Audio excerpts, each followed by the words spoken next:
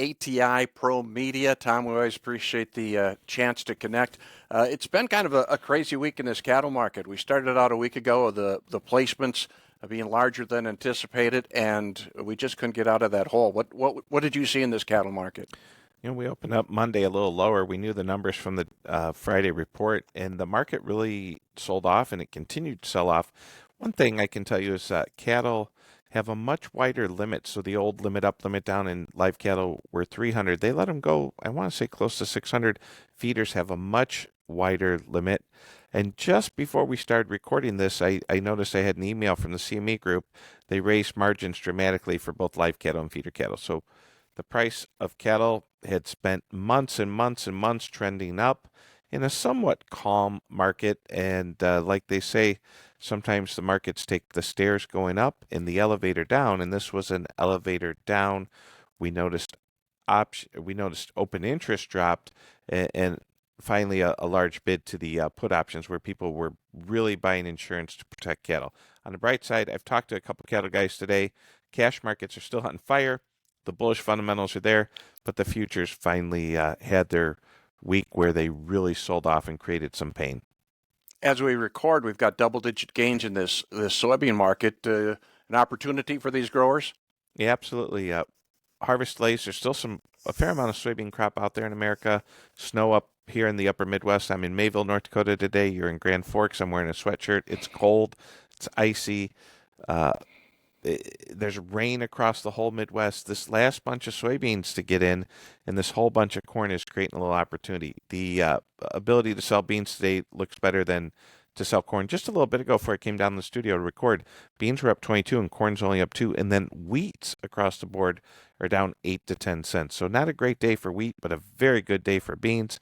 As November options expire at the close, first notice day in November futures is October 31st, and that's always a scary day.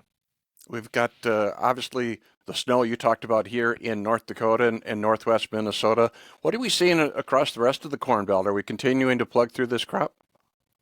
We are, but where I live in Valparaiso, Indiana, extreme harvest delays. That last bunch of corn is going to take quite a while. I think here in North Dakota, a lot of that corn south of the expressway, west of Jamestown, they're going to be harvesting. Someone's going to be eating a turkey dinner during Thanksgiving. Harvest is going to go all throughout November and a little bit of December.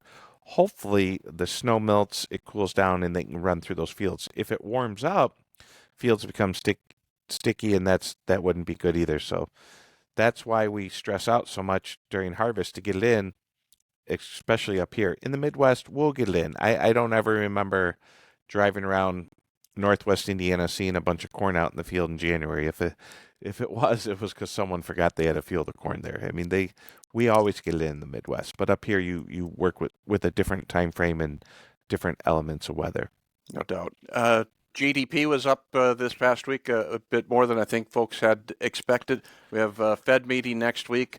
Do you anticipate them making any bump at this meeting? They talked about maybe one more before the end of the year.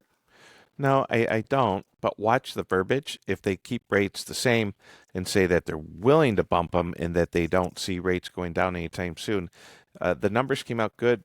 The economy still looks okay, but they're saying that the consumer's starting to get tapped out. A friend of mine from the banking industry sent me a note that auto car loan defaults are starting to hit some new recent record highs, and money for people, a lot of money being spent on credit cards, but American consumers still spending. They're just going further in debt to do it then. What about crude? It seems like that market's been very volatile. I remember a few weeks ago doing the show with you, crude oil was 95. We touched lower 80s this week. Extreme volatility as we watch every weekend what's going on in Israel, Gaza Strip. There's a lot of news, a lot of turmoil in the world. What's unfortunate is so many people are focused on Israel and the Gaza Strip and what's going on over there that we don't talk as much about the Ukraine-Russia deal. And maybe that's what they wanted to happen, right? If China would invade Taiwan, we'd have the trifecta, and we'd forget all about corn, wheat, and beans and all these other things that we like to talk about on this show. But the world's definitely, it's a high news level that I can go to bed, crude could be down $1, and I wake up, it's up $2. That is not uncommon right now. Obviously, we've had a lot of turmoil in Washington, D.C. as well. It has been a crazy time within the capital city. yet. We finally have a Speaker of the House, I imagine. I have no idea who these names, these people are. Are you familiar with this new crew? It's funny you say that. I saw in in one media outlet that they asked one Republican congressman about Mike Johnson, the new Speaker of the House, and wanted to know about his background. And he said, "I'm going to have to Google it." He didn't. He That's didn't know funny. Good anything about him. answer. Yeah. Good answer. I'll have to Google it. We'll do the same. Yeah, exactly. I think he's been in Congress for 5 terms. Would be the shortest uh, serving congressman that served as Speaker, so that's pretty historic as well. Of course, he's the fourth person that went through the nomination process, finally got to the 217 votes that we needed. In the meantime, we had Congress shut down for 3 weeks, no activity happening at all. He has put forth a letter to his colleagues on the Republican side of what his plans are, and he wants to do the 12 different appropriations bills individually. Agriculture came up as an appropriations bill a month ago and got shot down because of some language dealing with an abortion pill, of all things, because the FDA is part of that same appropriations bill. It looks like ag's going to be at the back of the line now when they do appropriations again, maybe mid to late November. There still is some consternation over that particular piece of language. All of this means that the farm bill is getting pushed back. Johnson is talking about December for his timeline for the farm bill. Keep in mind, if we do get it passed in December, it still needs a conference with the Senate, and we go to permanent law if this bill goes through to the end of the year. And I don't think anybody wants that. Senate Ag Committee Chair Debbie Stabenow said earlier this week on the Senate floor that a farm bill extension, is going to happen. So it's been a crazy time in D.C.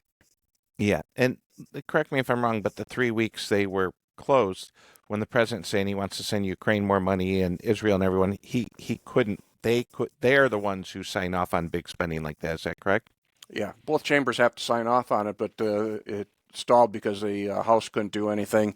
And it looks like Johnson is moving forward with some money for Israel, but Ukraine doesn't seem like it's getting the same kind of support in the House. So that'll be kind of an interesting one to watch as well.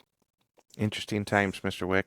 No doubt about it. And of course, if folks have questions and want to find out more, how can they get in touch with you, Tommy? Yeah. Go ahead and, of course, they want to follow more videos like this. Like and subscribe to our YouTube channel. Hit notifications. We have a lot of live content coming out. Of course, you, Mr. Don Wick, are the Red River Farm Network. I'm going to come up and grab lunch with you after this and then attend a high school football game in Grand Forks. So Fantastic. I think I might be stopping at Shields to buy a winter coat. You're going to need it. Yes, you will. Well, we're talking markets with Tommy Grisafi, Advanced Trading, ATI, ProMedia.